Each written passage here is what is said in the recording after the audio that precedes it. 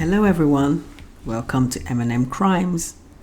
Today we'll be talking about Isabella Guzman from Colorado, who stabbed her mother 79 times in the neck, face and torso and beat her brutally with a baseball bat in a horrific attack. Colorado is considered a wealthy state. It is notable for its diverse geography and landscape, which includes alpine mountains, deserts, and huge sand dunes. Colorado offers a variety of activities for those wishing to visit, such as hiking, mountain biking, skiing, and canoeing.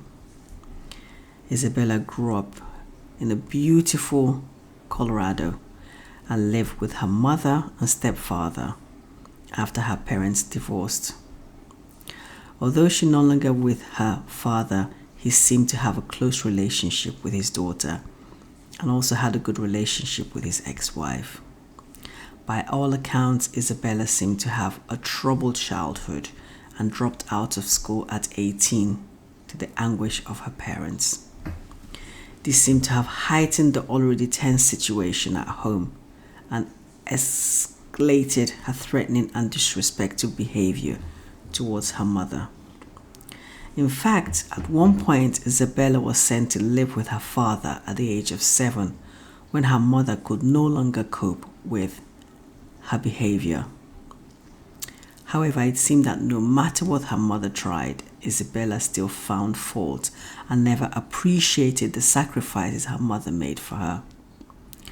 Her mother seemed like a very hard-working woman who owned a studio in town and would often work 12-hour days to provide a comfortable living for her family.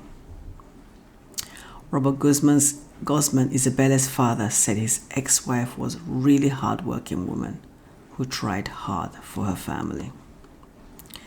Isabella came back to live with her mother when her behavior seemed to have improved. However, she went back to her old ways after a short time. She continued disrespecting and threatening her mother. By all accounts, Isabella had a strained relationship with her mother. No matter how much her mother tried to please Isabella, it was never enough. It seemed she had a loathing for her mother. Her mother became so afraid for her life that at one point she called the police on the day of the murder after Isabella had threatened her again. Her stepfather has said that Isabella would often threaten her mother, even going as far as spitting in her face. However, the threats had become more sinister days leading to the murder. In fact, her mother was so frightened of her daughter, she asked her husband to sleep in the bedroom with her. After calling the police on the day of the murder, when they arrived at the house, they spoke to Isabella about her behavior and told her that her mother could kick her out of the house if she continued disrespecting her. The officers left satisfied that their pep talk had worked, as Isabella seemed calm. Little did they know that Isabella was anything but calm. She had no intention of letting this situation go. In fact, it seemed that this incident had angered her to the point that she waited for her mother to get home that same day. After her mother got into the shower, Isabella proceeded to follow her into the shower, stabbing her multiple times. Isabella's father even spoke after the murder, saying that on that day, his ex-wife had called him and asked him to speak to Isabella. about her threatening behavior, which she had.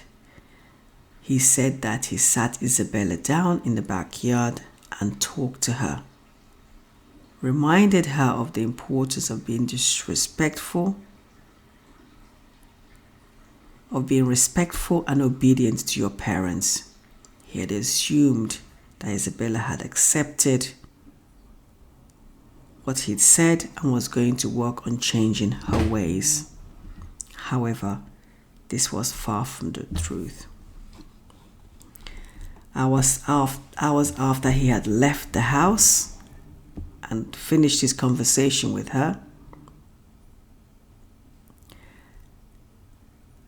the incident happened.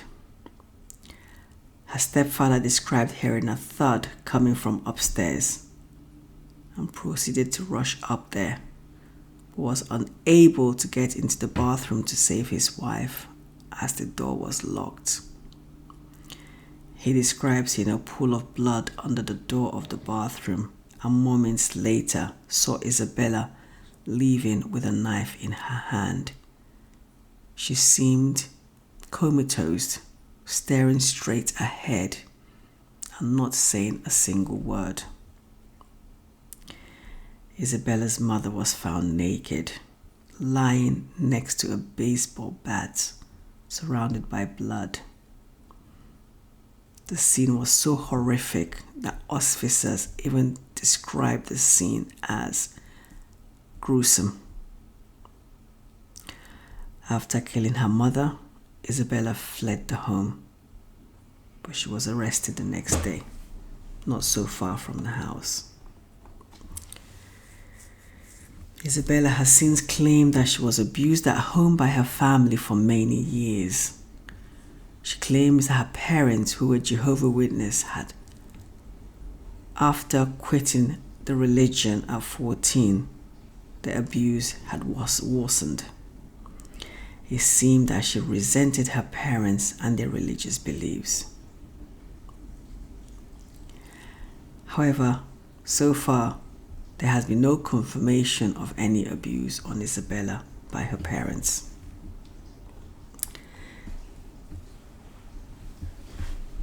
In conclusion, it was determined that Isabella had suffered from schizophrenia for years and had been haunted for years with disturbing delusions, which the family may not have been aware of.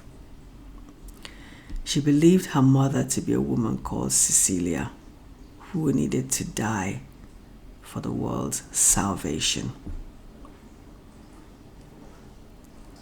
After the trial, Isabella was sent to a mental institution and is currently there serving her time.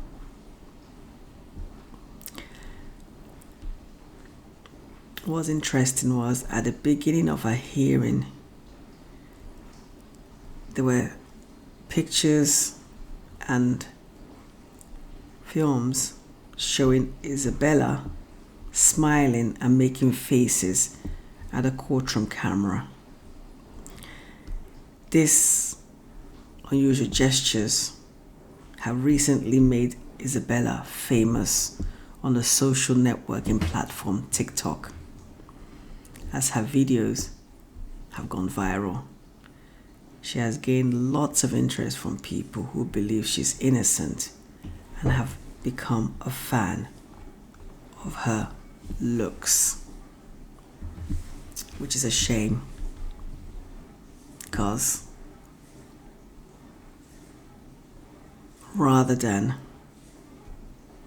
considering what a brutal crime this young lady has committed, these so-called fans are focusing on how attractive she is, and because of that, they believe that no crime was committed. Very sad. That's the end of it for me today. Thank you. Please continue to support us by watching our videos. Like, subscribe. Thank you and see you on the next video.